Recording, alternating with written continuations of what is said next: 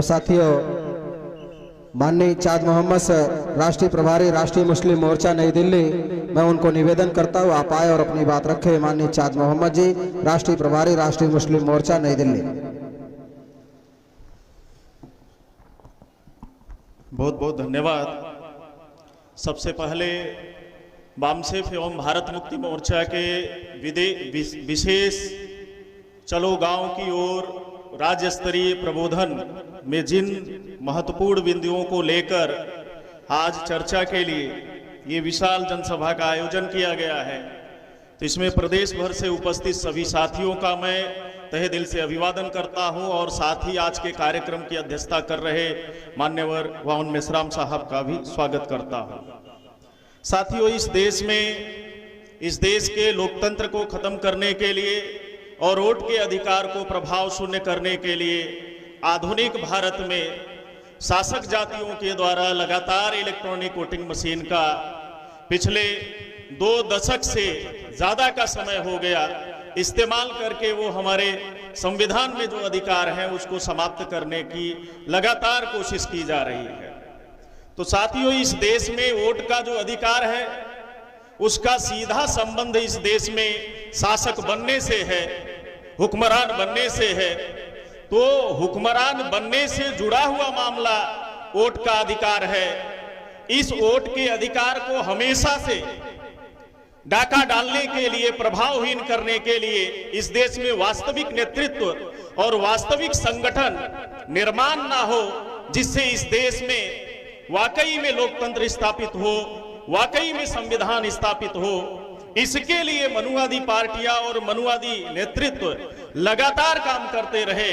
आपको याद होगा डॉक्टर बाबा साहब अम्बेडकर जब 1946 में संविधान सभा का चुनाव लड़ रहे थे, तो उस दौर में साथियों काजोड़कर नाम के गधे व्यक्ति को, जो चौथी फेल था, कांग्रेस के लोगों ने खड़ा किया और पैसे देकर जनमत को खरीदने का काम किया और डॉक्टर बाबा साहब अम्बेडकर जैसे विद्वान को उन्होंने संविधान सभा में ना जा पाए इसको रोकने के लिए प्रयास किया और इस पर काम किया।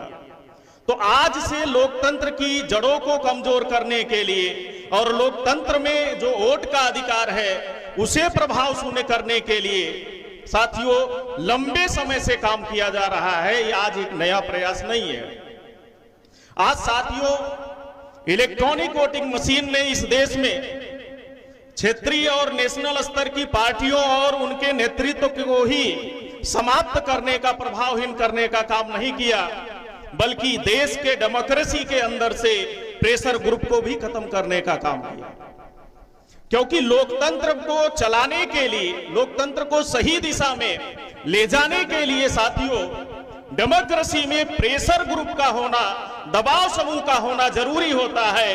आज के तारीख में लोकतंत्र में प्रेशर ग्रुप को इलेक्ट्रॉनिक वोटिंग मशीन ने समाप्त कर दिया। साथियों आज हम गर्व के साथ कह सकते हैं इस देश में ओबीसी, एससी, एसटी, माइनॉरिटी बहुजनों को जगाने और संगठित करने और संगठित करके राष्ट्रव्यापी संगठन निर्माण करके राष्ट्रव्यापी आंदोलन चलाने का काम इस देश में वामसेफ भारत मुक्ति मोर्चा के राष्ट्रीय अध्यक्ष मान्यवर वामन मेश्राम साहब के द्वारा किया जा रहा है।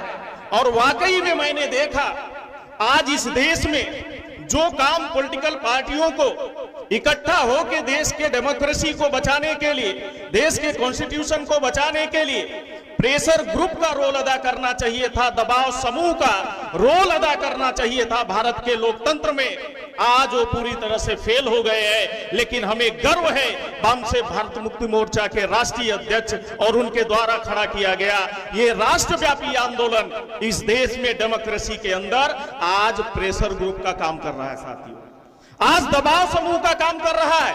हमारे लोगों को रियलाइजेशन नहीं है, यह एहसास नहीं है। लेकिन मोहन भागवत से पूछो भारत में प्रेशर ग्रुप का काम कौन कर रहा है, और मोहन भागवत जैसे लोगों के ऊपर प्रेशर बनाने का, दबाव बनाने का इस देश में कौन काम कर रहा है। तो साथियों इस देश में वामसेफ भारत मुक्ति मोर्चा के राष्ट्रीय अध्यक्ष आदरणीय वामन मेश्राम साहब कर रहे हैं। हमने देखा साथियों 6 अक्टूबर 2022 को जब मान्यवर वामन मेश्राम साहब के आह्वान में नागपुर में 4 लाख से अधिक लोगों ने जब आरएसएस के हेडक्वार्टर का घेराव करने का काम किया, उस पर महामोर्चा ले जाने का काम किया, तो दूसरे दिन मोहन भागवत का स्टेटमेंट आया कि जाति व्यवस्था, वर्ण व्यवस्था हमारे पूर्वजों की बनाई गई भूल थी, प्रायश्चित कर लेना चाहिए। ये दबाव मोहन भागवत पे डालने का काम कौन कर रहा है? वाम से भारत मुक्ति मोर्चा का ये विशाल आंदोलन और उसके नायक मान्यवर वावन मेश्राम साहब कर रहे हैं। आपको याद होगा अभी 31 जनवरी को जंतर मंतर पे ईवीएम के खिलाफ भारत के इतिहास में सबसे बड़ा प्रोटेस्ट हुआ, सबसे बड़ा आंदोलन हुआ।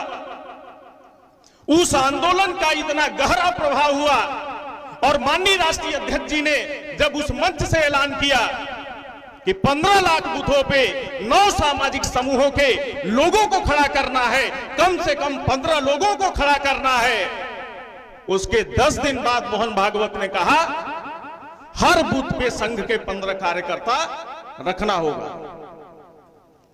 कौन है जो मोहन भागवत को इस तरह से फैसले लेने के लिए, इस तरह के स्टेटमेंट देने के लिए मजबूर कर रहा है? तो साथियों, इस देश में आज वाम से भारत मुक्ति मोर्चा का आंदोलन है। आपको याद होगा उस मंच से मान्यवर वावन मेश्राम साहब ने ऐलान किया चलो गांव की ओर। भागवत ने दूसरे दिन स्टेटमेंट दिया गांव चलो। माननीय राष्ट्रीय अध्यक्ष जी ने ऐलान किया चलो गांव की ओर, दूसरे दिन ऐलान किया गांव चलो। मैं हरियाणा में अभी पिछले 3 महीने से एक्स्ट्रा एक्टिविटी के लिए सेंटर ने मुझे लगाया। 11 फरवरी को पानीपत के पुरानी सब्जी मंडी मैदान में 12,000 लोगों की जनसभा हुई, जिसमें 8,000 सैनी जाति के लोग थे, 4,000 ओबीसी SC ST माइनॉरिटी के लोग थे। उस जनसभा पे माननीय राजकुमार सैनी जी को जब हाथ उठा के मंच से मान्यवर वावन मेश्राम साहब ने ऐलान किया कि आगामी हरियाणा का मुख्यमंत्री इस देश के ब्राह्मणवादी व्यवस्था के खिलाफ लड़ रहे, संघर्ष कर रहे राजकुमार सैनी साहब होंगे, 1 महीने नहीं बीता, नायब सैनी को, अभी मनोहर लाल खटारा नाम के आदमी को हटा करके बीजेपी के और आरएसएस के लोगों ने नायब सैनी को अभी मुख्यमंत्री बनाया। तो इस देश के राजनीति में आज ये आंदोलन और वाम से भारत मुक्ति मोर्चा के राष्ट्रीय अध्यक्ष मान्यवर वावन मेश्राम साहब कर रहे हैं। मैं इस मंच के जरिए भारत के मुसलमानों को ये संदेश देना चाहता हूं कि पिछले 75 सालों से इस देश में 26 जनवरी 1950 को संविधान लागू हुआ, लोकतंत्र अस्तित्व में आया। तो इस देश का मुसलमान पिछले 75 सालों में देश के लोकतंत्र और संविधान का कितना फायदा उठाया।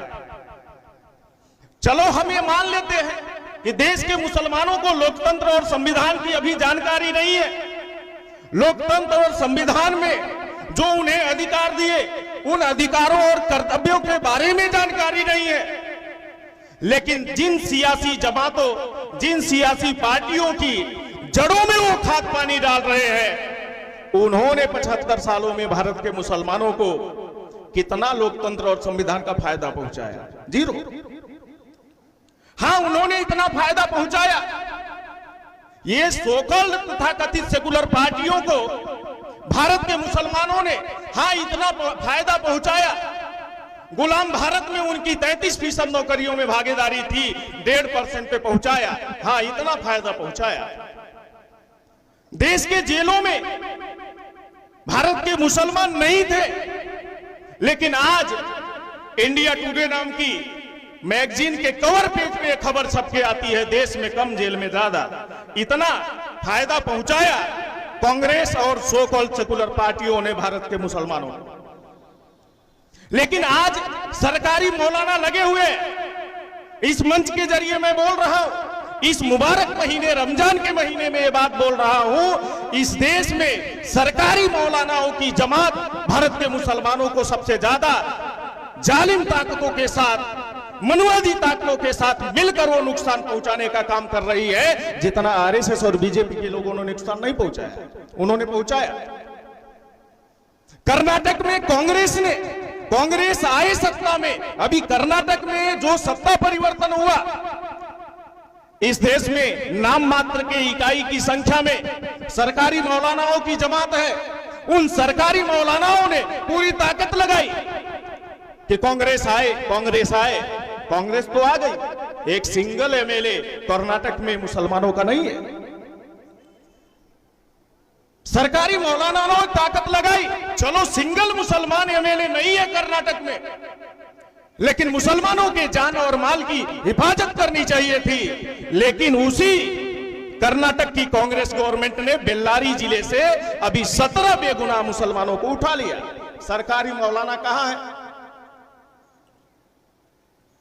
तो साथियों, इस मुल्क के मुसलमानों को, खास तौर से जो सोशल एक्टिविस्ट हैं, स्टूडेंट हैं, स्कॉलर्स हैं, उन्हें अपने बीच में छुपे हुए मुनाफिक यानी आस्तीन के सांपों को भी पहचानने की जरूरत है और सोकल सेकुलर पार्टियों के दामन से निकलने की जरूरत है। इस देश में जुल्म के खिलाफ लड़ाई लड़ने वाले, जद्दोजहद करने वाले वामसे भारत मुक्ति मोर्चा के राष्ट्रीय अध्यक्ष के साथ मिलकर इस कारवां को और मूल्यवासी बहुजनों के आजादी के इस मिशन को कामयाब बनाने की जरूरत है। अल्लाह के रसूल ने और उन पर नाजिल जो किताब है कुरान पाक जैसी अजीम किताब, उसमें तो ये हिदायत नहीं है, ये फर्ज नहीं है कि जालिमों का साथ देना फर्ज है। उसमें यह हिदायत दी गई है, यह फर्ज है भारत के सभी और दुनिया के सभी मुसलमानों को मजलूमों का साथ देना फर्ज है। लेकिन सरकारी मौलाना जो आरएसएस और मोहन भागवत के चक्कर में फंसे हुए हैं, वो आज जालिमों की जड़ों में खाद पानी डाल रहे हैं। वो इस्लाम का फर्ज निभा रहे हैं, या हो सकता है मोहन भागवत के डीएनए का फर्ज निभा रहे हो। तो इसलिए साथियों, इस व्यवस्था परिवर्तन के आंदोलन और मुहिम में चलो गांव की ओर जो ये मिशन है, इसमें बड़े पैमाने से मैं देश भर के अपने मुस्लिम साथियों को अपील करता हूं कि इस मिशन से जुड़ने की जरूरत है और मूल निवासी बहुजनों में इत्तेहाद और भाईचारा कायम करने के लिए, और भाईचारा कायम करके इस देश में इंसाफ का निजाम कायम हो। ये जो चल रही है वाम से भारत मुक्ति मोर्चा की तहरीक, इसको जुड़कर कामयाब बनाने की जरूरत है। इस मौके पर मैं इतनी ही बातें कहते हुए अपनी बात समाप्त करता हूं। धन्यवाद।